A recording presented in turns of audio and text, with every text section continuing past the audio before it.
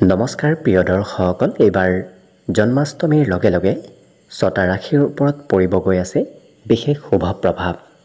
সেই ছটা ৰাশিৰ ওপৰত এই জন্মাষ্টমীৰ পৰা সম্পূৰ্ণ নৱমী পূজালৈকে অৰ্থাৎ 30 ছেপ্টেম্বৰলৈকে এই শুভ সংযোগ থাকিব। কাৰণ বুধ গ্ৰহৰ ৰাশি পৰিৱৰ্তনে এই শুভ পৰিৱৰ্তন এই ছটা ৰাশিৰ বাবে লৈ আনিব।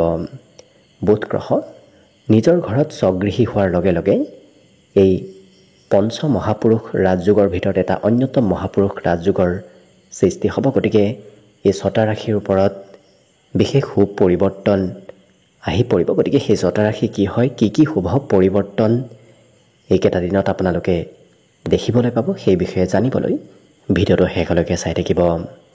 অৱশ্যে ভিডিঅ'টো আৰম্ভ কৰাৰ পূৰ্বে আপোনালোকলৈ এটা বিশেষ অনুৰোধ যে ভিডিঅ'টোত এটা লাইক কৰিব, আৰু যদি আজি প্ৰথমবাৰৰ বাবে এই চেনেলটোলৈ আহিছে তেতিয়াহ'লে চেনেলটো ছাবস্ক্ৰাইব কৰি কমেণ্ট বক্সত জয় শ্ৰীকৃষ্ণ লিখিবলৈ একেবাৰে নাপাহৰিব। শুভ পৰিৱৰ্তন আহিবলগীয়া ৰাশিসমূহৰ ভিতৰত প্ৰথমটো ৰাশি হৈছে বৃষ ৰাশি। বৃষ ৰাশিৰ ব্যক্তিসকলৰ যিহেতু এই জন্মাষ্টমীৰ লগে লগে পঞ্চম স্থানত বুধ গ্ৰহৰ স্থিতি হ'ব, বুধ গ্ৰহ স্বগৃহী হ'ব, যাৰ বাবে আপোনাৰ শিক্ষা দীক্ষাৰ লগতে বিভিন্ন প্ৰকাৰৰ জ্ঞান অৰ্জনৰ যোগ আহি পৰিব। গতিকে এইকেইটা দিনত বিশেষকৈ 30 ছেপ্টেম্বৰলৈকে আপুনি বিভিন্ন ধৰণৰ জ্ঞান অৰ্জন কৰিব পাৰিব। যদি আপুনি প্ৰেম সম্পৰ্কত আছে, প্ৰেম সম্পৰ্কত মধুৰতা আহিব। কাৰণ বিগত দিনত হয়তো প্ৰেম সম্পৰ্কত খং ৰাগৰ পৰিমাণ অকণমান বাঢ়ি আছিল, কিন্তু এইকেইটা দিনত কিছু খঙৰ পৰিমাণ নোহোৱা হ'ব। যদি আপুনি পূৰ্বৰ পৰাই বিবাহিত, যদি সন্তান আছে তেতিয়াহ'লে সন্তানৰ পক্ষৰ ফালৰ পৰা কিবা ভাল খবৰ অহাৰ সম্ভাৱনা পৰিলক্ষিত হৈছে। উপাৰ্জন পাতিবোৰো বৃদ্ধি পাব। আপুনি মনে বিচৰা ধৰণৰ উপাৰ্জন ল'ব পাৰিব। বিশেষকৈ ধন টকা পইচাৰ আগমন বৃদ্ধিৰ যোগো দেখা পোৱা গৈছে। কথা বতৰাত মধুৰতা আহিব। অকণমান সৰু ল'ৰা ছোৱালীয়ে যেনেদৰে কথা কয় আপুনিও হয়তো তেনেদৰে কথা বতৰাবোৰ ক'ব পাৰে, কিন্তু আনে আপোনাৰ কথা বতৰাবোৰ এইকেইটা দিনত খুব ভাল পাব। লগতে ভ্ৰমণ যাত্ৰাৰ যোগো আহি পৰিব। বিশেষকৈ তীৰ্থ ভ্ৰমণ, তীৰ্থযাত্ৰাৰ যোগ এইকেইটা দিনত দেখা পোৱা গৈছে। গতিকে বুধ গ্ৰহৰ ৰাশিৰ পৰা আপোনাৰ পঞ্চম স্থানত স্থিতিয়ে স্বগৃহী হোৱাৰ বাবে খুব শুভ পৰিৱৰ্তন আপোনাৰ জীৱনলৈ লৈ আনিব। প্ৰত্যেকটো ক্ষেত্ৰতে আপুনি দেখিব বিভিন্ন প্ৰকাৰৰ উন্নতি প্ৰগতিৰ পথ আপোনাৰ মুকলি হ'ব। গতিকে এই শুভ পৰিৱৰ্তন আহিবলগীয়া ৰাশিসমূহৰ ভিতৰত বৃষ ৰাশি হৈছে অন্যতম ৰাশি। একেদৰে মিথুন ৰাশিৰ ব্যক্তিসকলৰ বাবেও এই বুধ গ্ৰহৰ ৰাশি পৰিৱৰ্তনে জন্মাষ্টমীৰ লগে লগে বিশেষ ভাল পৰিৱৰ্তন লৈ আনিব। কাৰণ মিথুন ৰাশিৰ ব্যক্তিসকলৰ ৰাশিৰ অধিপতি গ্ৰহটোৱে হৈছে বুধ গ্ৰহ, আৰু ৰাশিৰ অধিপতি হয় যিহেতু চতুৰ্থ স্থানত থাকিব, যাৰ বাবে এক ভদ্ৰ নামৰ মহাপুৰুষ ৰাজযোগৰ সৃষ্টি কৰিব। গতিকে এই মহাপুৰুষ ৰাজযোগে আপোনাক এই বিশেষকৈ নৱমী পূজালৈকে অৰ্থাৎ ছেপ্টেম্বৰৰ 30 তাৰিখলৈকে বিশেষ ভাল ভাল পৰিৱৰ্তন আপোনাৰ জীৱনত লৈ আনিব। বিশেষকৈ ঘৰত উন্নতি প্ৰগতিৰ যোগ আপুনি দেখিবলৈ পাব। ঘৰৰ কোনোবা ব্যক্তিৰ কিবা ভাল খবৰ অহাৰ সম্ভাৱনাও পৰিলক্ষিত হৈছে। সা সম্পত্তি বৃদ্ধি পাব। বিশেষকৈ কিবা সম্পত্তি হিচাপত আপোনাৰ এইকেইটা দিনত বৃদ্ধিৰ যোগ পৰিলক্ষিত হৈছে। বন্ধু বান্ধৱৰ সৈতেও সম্পৰ্কত মধুৰতা আহিব। কৰ্মত বিশেষ পৰিৱৰ্তন আহিব। কাৰণ কৰ্মক্ষেত্ৰত যিহেতু শনিৰ স্থিতি পূৰ্বৰ পৰাই আছিল, যাৰ বাবে কাম বনত অকণমান লাহে ধীৰেহে কাম বনবোৰ আগবাঢ়ি আছিল, কিন্তু এতিয়া বুধ গ্ৰহৰ সেই কৰ্মস্থানত পূৰ্ণ দৃষ্টি কাম বনবোৰত কিছু আগবঢ়াই লৈ যাব। গতিকে কৰ্মত বিশেষ অগ্ৰগতিৰ যোগ আপুনি এইকেইটা দিনত নিশ্চয় লাভ কৰিব। নতুন কৰ্মৰ সন্ধানত যদি আছে নিশ্চয় আপুনি এইকেইটা দিনত সন্ধান লাভ কৰিব। অকণমান নিজৰ স্বাস্থ্যৰ মাজে সময়ে যত্ন ৰখাৰ প্ৰয়োজন আছে। কাৰণ স্কিনৰ অকণমান সৰু সুৰা প্ৰব্লেম আহিব পাৰে। গতিকে যিমান পাৰে নিজৰ স্বাস্থ্যৰ যদি যত্ন ৰাখে, বাকী অন্য সকলো ক্ষেত্ৰত আপোনাৰ শুভ পৰিৱৰ্তন জীৱনলৈ আহি পৰিব। কাৰণ আপোনাৰ ৰাশিৰ অধিপতি হৈ চতুৰ্থত স্বগৃহী হোৱাটো অত্যন্ত শুভদায়ক। কাৰণ আপোনাৰ জন্মগতভাৱেও অৱশ্যে বুধ গ্ৰহ আপোনাৰ বাবে কাৰক গ্ৰহ, যিটো কাৰণত এইকেইটা দিনত শুভ স্থিতি আপোনাক জীৱনত ভাল ভাল পৰিৱৰ্তন দিয়া দেখা যাব। একেদৰে তৃতীয়টো ৰাশি হৈছে কন্যা ৰাশি। কন্যা ৰাশিৰ ব্যক্তিসকলৰ ৰাশিৰ অধিপতি হৈছে বিশেষকৈ বুধ গ্ৰহ। গতিকে আপোনাৰ বাবেও অতি শুভ সংযোগদায়ক এইকেইটা দিন হৈ পৰিব, কাৰণ এইকেইটা দিনত আপোনাৰ ৰাশিত বুধ গ্ৰহৰ স্থিতিয়ে আপোনাৰ সৌন্দৰ্য পাতি বঢ়াব, আপোনাৰ ব্যক্তিত্বত কিছু শুভ পৰিৱৰ্তন লৈ আনিব। আপুনি অকণমান সৰু ল'ৰা ছোৱালীৰ দৰে কথা বতৰা ক'ব পাৰে, অৰ্থাৎ সৰু ল'ৰা ছোৱালীৰ ব্যক্তিত্ব আপোনাৰ ভিতৰত আহিব, তথাপি অন্য ব্যক্তিৰ পচন্দৰ আপুনি হৈ পৰিব, কাৰণ সকলোৱে আপোনাক গুৰুত্ব দিব।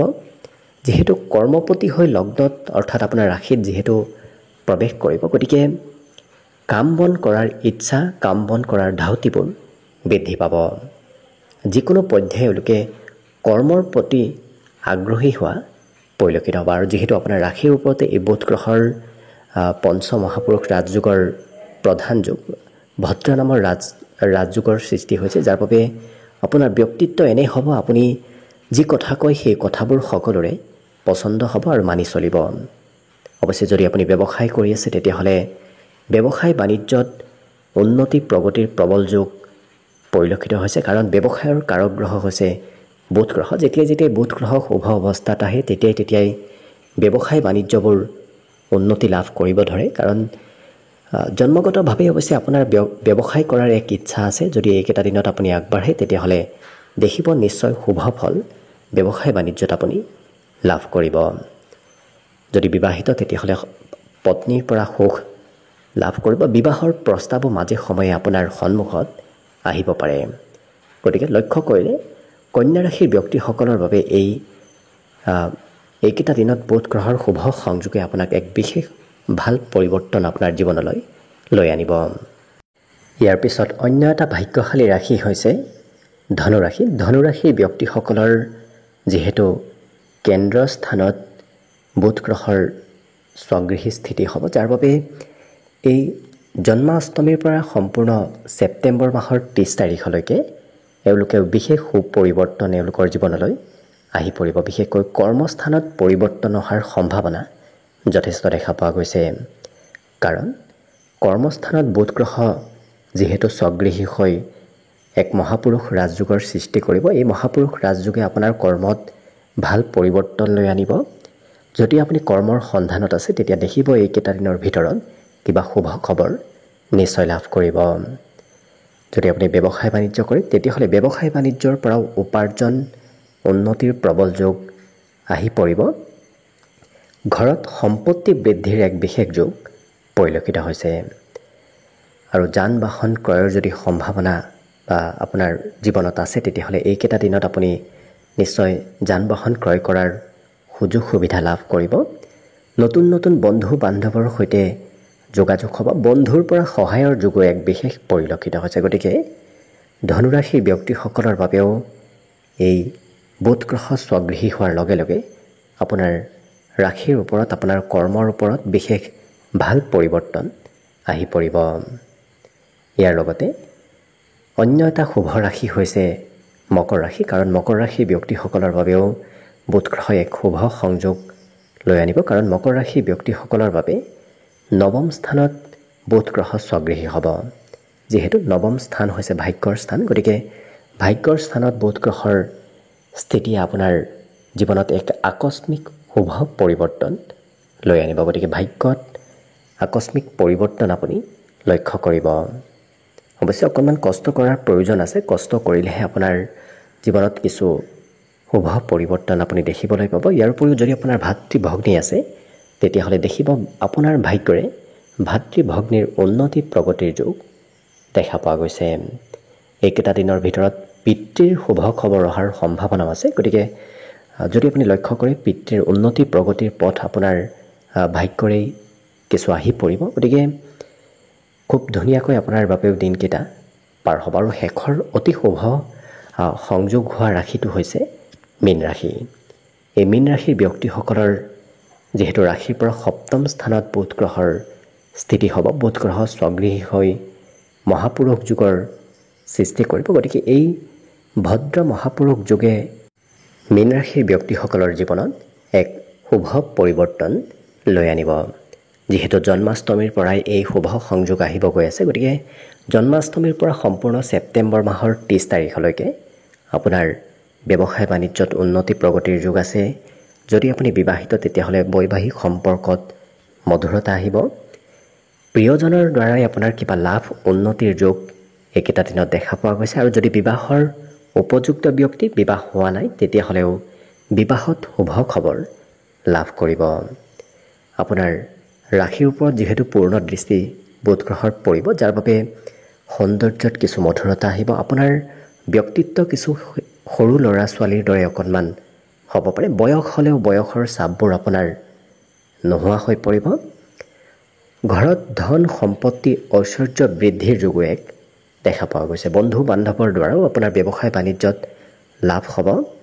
গতিকে যদি বন্ধুৰ সহায় বিচাৰে তেতিয়াহ'লে দেখিব আপুনি নিশ্চয় সহায় সহযোগিতাবোৰ লাভ কৰিব। গতিকে মীন ৰাশিৰ ব্যক্তিসকলৰ বাবেও এইকেইটা দিনত এক ভাল পৰিৱৰ্তন জীৱনলৈ আহি পৰিব। গতিকে আশা কৰিছোঁ ভগৱান শ্ৰীকৃষ্ণৰ কৃপাত যেন সকলোৰে জীৱন শুভ আৰু মংগলময় হৈ পৰক, তাৰেই কামনাৰে আজিৰ বাবে ভিডিঅ'টো ইমানতে সামৰণি মাৰিছোঁ। ধন্যবাদ।